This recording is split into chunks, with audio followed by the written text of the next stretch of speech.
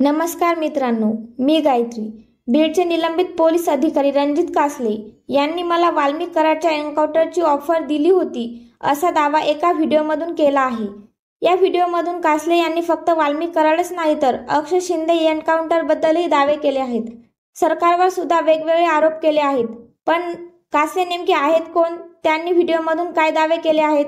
वाल्मिक कराडच्या एन्काउंटरची प्लॅनिंग होत असल्याचा टीका का होत आहेत? चला जाणून घेऊया या कमेंटद्वारे। तुमच्यासारख्या अधिकाऱ्याची गरज आहे या देशाला। जे सत्य आहे ते समोर आले पाहिजे। पोलीस स्टेशनचे हजेरी मेजर यांना पण ताब्यात घ्या आणि त्यांची चौकशी करा। त्यांना यांची ड्युटी चेंज करण्यास कोणी सांगितली अथवा यांची ड्युटी का चेंज केली यांची पण कसून चौकशी झाली पाहिजे। कासले साहेब यांच्या सोबत संपूर्ण मीडिया व डिपार्टमेंटनी चांगले साथ दिली तर सगळे बाहेर येईल माणूस खरं बोलतोय। ग्रेट सर, आपल्यासारखे अधिकाऱ्यांची आज खरंच खूप गरज आहे महाराष्ट्राला।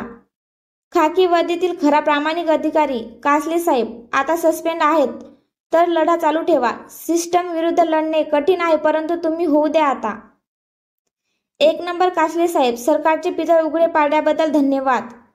योग्य माणूस आहे राव, खरं बोलतोय। सिस्टमच्या विरोधात खरा सिंघम ग्रेट सर। कासले यांचा आवाज सरकार दाबणार। लबाड सरकारला लबाड लोक चालतात पण कासले साहेब नक्की परमेश्वर आपल्या बाजूने निकाल देतील। खरं बोलणारा माणूस चॅनलवाले काही म्हणो पण यांच्या बोलण्यात तथ्य आहे।